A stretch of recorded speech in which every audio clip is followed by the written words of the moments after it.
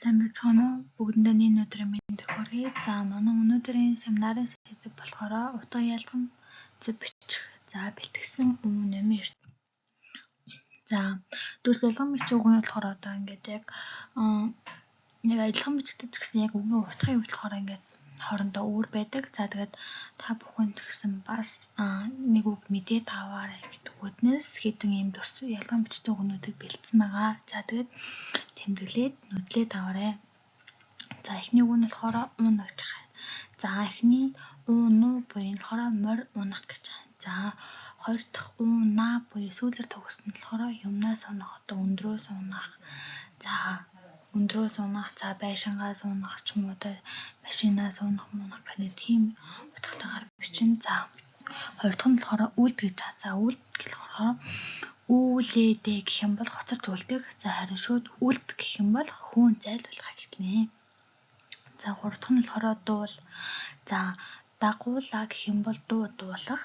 За дуугуул гэх шууд үчих юм бол дуулах, сонсох гэсэн үгийг илтгэх нэ. За дараагийн үг нь болохоор үнс гэж байна.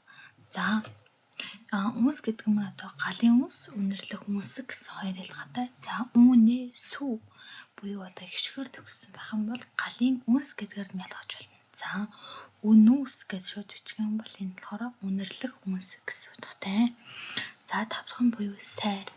За гарын сайр, голын сайр энэ ер нь хүмүүс их андуурч алддаг.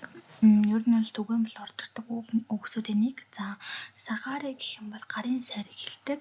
За шууд сайр гэх юм бол голын сайрыг хэлдэг нэ. За дараагийн үг нь болохоор бүтэг гэж байгаа юм.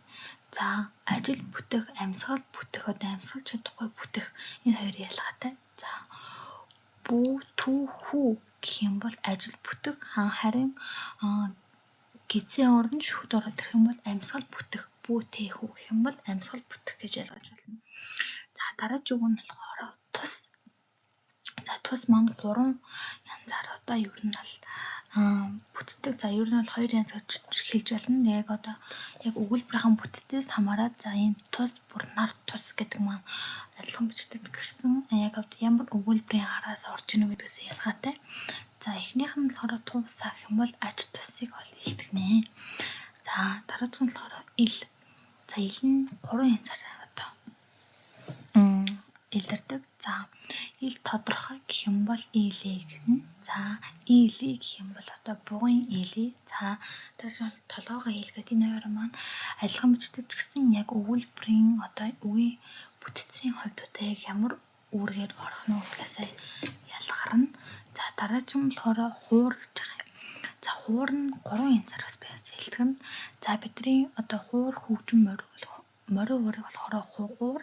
За мөн хуурж мэхлэгийг хугуур гэдэг чинь за мөн одоо үгийн бүтцийн хувьд одоо ямар утгаар орох вэ гэдгээс энэ хоёр маш шалтгаалдаг. За хугуураа гэх юм бол хуурах, хөврөх гэсэн үгийг хэлтгэнэ. За дараагийн нь болохоор уул. За энэ болохоор 3 янзаар илтгэдэг. За агуулаа гэх юм бол уул нурууг. За уулаа гэх юм бол уул цэцэг, цагаан уул цэцгийг илтгэдэг. За уул гэх юм бол одоо уул юм гэдэг утгаар нь бол ялгана. За сур гэдэг маань одоо бидний одоо сүүл үзүүлж байгаа сур үүр гэдэг маань ер нь болохоор ер нь тогтмол одоо ашиглагддаг үгнүүд байгаа. Ер нь андуурж алддаг үгнүүд. За сур. За эрдэм зориулах шууд сурган. За мөн бас өгүүлбэрийн бүтцийн хувьд ямар утгаараа орно гэдгээрээ сур харва гэж чинь. За асууд сурахыг болохоор суураа гэж чинь. За үүр. За үүрэг болохоор үүр захыг болохоор үр гэж шууд бичнэ. За эгүүр гэх юм бол үүр засах. За мөн адил үгийн бүтцийн хувьд ямар үүргээр орохоос шалтгаалаад ачаа үүрэх, үүр засах хоёр маань ер нь адилхан бичигддэг байх нэ. За өнөөдрийн хичээлд анхаарал хандуулсанд баярлалаа.